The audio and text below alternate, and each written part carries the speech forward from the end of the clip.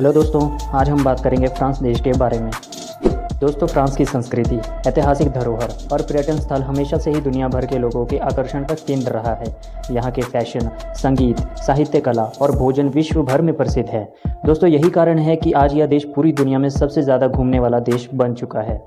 तो आइए दोस्तों, जानते हैं फ्रांस के कुछ रोचक बातों को। लेकिन इस वीडियो को शुरू करने से पहले आपसे एक ही रिक्वेस्ट है कि अगर आप इस चैनल पर नए हैं तो इस चैनल को सब्सक्राइब कर लें और बेल आइकन को भी प्रेस कर दें ताकि हमारी अगली वीडियो भी आप तक जल्द ही पहुंच जाए। तो चलिए अब इस वीडियो को शुरू करते हैं। दोस्तों, फ्रांस शब्द की उत्पत्ति लैटिन भाषा के शब्द फ्रांसिया से हुई है, जिसका अर्थ है फ्रांस की धरती। यह देश 6,43,101 वर्ग किलोमीटर में फैला हुआ है। इस लिहाज से यह यूरोप का सबसे बड़ा और दुनिया का 43वां सबसे बड़ा देश है। फ्रांस की जनसंख्या 6.7 करोड़ है, जिस हिसाब से इस देश का दुनिया में 19वां स्थान है। इतिहास में दोस्तों, इंग्लैंड के बाद पूरी दुनिया के करीब 10% हिस्से पर फ्रांस देश का राज हुआ करता था। आज यह देश यूरोपियन यूनियन के 5 स्थायी सदस्यों में से एक देश है। सन 1993 में फ्रांस यूरोपियन संघ का स्थापक देश बना, जो शांति, लोकतंत्र और आर्थिक स्थिरता को बढ़ावा देने के लिए 28 देशों का एक समूह है। फ्रांस की आधिकारिक भाषा फ्रेंच है। इसके बावजूद फ्रेंच बोलने वाले लोग फ्रांस से ज़्यादा अफ्रीका में रहते हैं। दोस्तों, इस देश की जीडीपी $2.6 ट्रिलियन है और इस हिसाब से इस देश का दुनिया में 7वां स्थान है। यहाँ की औसतन प्रति व्यक्ति आय $41,463 है और यह देश सबसे ज़्यादा प्रति व्यक्ति आय वाले देशों में से एक है। फ्रांस के राष्ट्रपति का नाम इमैनुअल मैक्रोन है। यहाँ की मुद्रा यूरो है और 1 यूरो भारतीय मुद्रा के हिसाब से 86 रुपये के आसपास है। इस देश का कॉलिंग कोड +33 है और यहाँ के लोग गाड़ी हमेशा राइट साइड में चलाते हैं। दोस्तों, क्या आप जानते हैं कि स्वतंत्रता दिवस मनाने वाले सभी देशों में से 26 देश फ्रांस से स्वतंत्र हुए हैं। सन 1814 से लेकर 1830 के बीच फ्रांस राज्य का ध्वज बिना किसी रंग, प्रतीक और बॉर्डर के सफ़ेद रंग का हुआ करता था। फ्रांस का वर्तमान ध्वज 1794 में फ्रांसीसी क्रांति के दौरान बनाया गया था। इस ध्वज को तिरंगे के रूप में नीले, सफ़ेद और लाल की खड़ी धारियों के साथ डिज़ाइन किया गया है। दोस्तों, अगर हमारे भारत की बात करें तो हमारे भारत में केवल एक ही टाइम जोन है, लेकिन फ्रांस में एक नहीं, 2 नहीं बल्कि 12 टाइम जोन्स हैं। पूरी दुनिया में दूसरे देशों से आए प्रवासियों के प्रतिशत में फ्रांस का नाम अमेरिका और कनाडा के बाद तीसरे स्थान पर आता है। दोस्तों, गैलिक रूस्टर नाम का एक मुर्गा फ्रांस का राष्ट्रीय पशु भी है और राष्ट्रीय पक्षी भी। फ्रांस का सबसे ऊंचा पर्वत माउंट ब्लैंक है, जिसकी ऊंचाई 4,809 मीटर है। 122 वर्षीय जैने कैलमेंट नाम की महिला, जो कि फ्रांस की रहने वाली थी, इनका नाम दुनिया के सबसे बुजुर्ग व्यक्ति के रूप में Guinness book of the world record में दर्ज है। साहित्य में सबसे ज़्यादा नोबेल पुरस्कार जीतने वाला देश फ्रांस ही है। रिमेम्बरेंस ऑफ थिंग पास्ट दुनिया का सबसे लंबा नॉवेल है, जिसे लिखने का रिकॉर्ड फ्रांसीसी लेखक मार्सेल प्राउच के नाम है। दोस्तों, अगर फ्रांस में किसी ने सुअर को नेपोलियन कहकर बुलाया तो उस केस में उसे जेल भी हो सकता है, क्योंकि वहाँ पर ऐसा करना एक दंडनीय अपराध है। फ्रांस की शहरी जनसंख्या ग्रामीण जनसंख्या के मुकाबले कहीं अधिक है। जहां 85% लोग शहरों में निवास करते हैं, वहीं केवल 15% लोग ही गाँव में रहना पसंद करते हैं।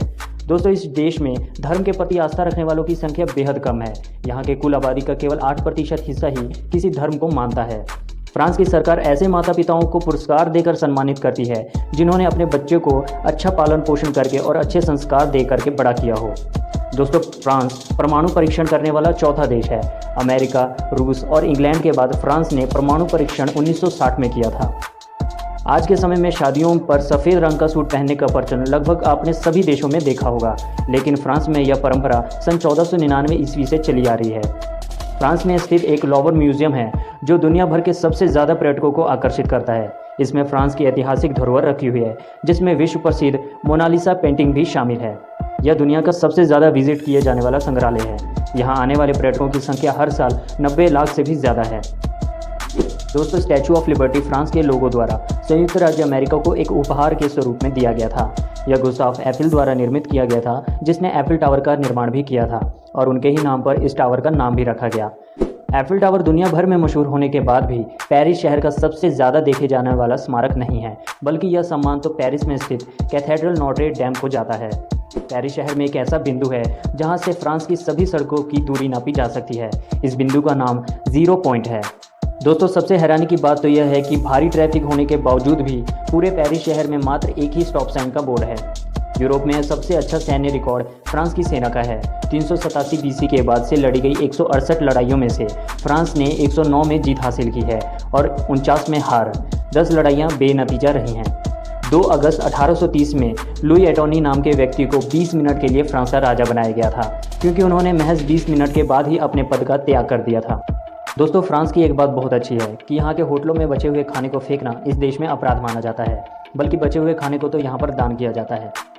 दोस्तों, फ्रांस का प्रोवेंस क्षेत्र लेवेंडर फूलों के खेतों के लिए जाना जाता है। आमतौर पर यह फूलों की ऋतु जून से मध्य जुलाई तक रहती है। जो लोग सुंदर बैंगनी खेत देखने और खुशबू का आनंद लेने के इच्छुक होते हैं, उनके लिए यह जगह स्वर्ग से कम नहीं होता है। अच्छा दोस्तों, आविष्कारों के मामले में भी फ्रांस बहुत आगे है। Parachute, hot air balloon, motion picture camera, cycle और कारों के लिए इन्फ्लाटेबल टायर्स के आविष्कार फ्रांस ने ही किए हैं। फ्रांस की राजधानी पेरिस को सिटी ऑफ लाइट भी कहा जाता है, क्योंकि इस शहर में 296 जगह ऐसे हैं जहां इल्यूमिनेटेड लाइट्स का इस्तेमाल किया गया है, जिनमें पूल, चर्च, फव्वारे, होटल और राष्ट्रीय भवन भी शामिल है। फ्रांस में हर 5 में से एक व्यक्ति डिप्रेशन का शिकार है। इस तरीके से अगर इसे दुनिया के सबसे उदास देशों में इसकी गिनती करें तो कोई गलत बात नहीं है। दोस्तों, 1 अप्रैल को अप्रैल फूल के रूप में मनाने की प्रथा फ्रांस से ही शुरू हुई थी। फ्रांस में एक शहर का नाम कॉन्डम सिटी है। दरअसल कॉन्डम सबसे पहले 10वीं शताब्दी में लैटिन भाषा के शब्द कॉन्डोमस या कॉन्डोमिनियम शब्द से आया था। शहर के नाम का कॉन्डम से कोई संबंध नहीं है। कॉन्डम में कॉन्डोमस नाम का एक म्यूजियम हुआ करता था, लेकिन 2005 में इसे बंद कर दिया गया। तो दोस्तों, क्या आप इस खूबसूरत देश में जाना पसंद करेंगे? हमें कमेंट करके ज़रूर बताइएगा।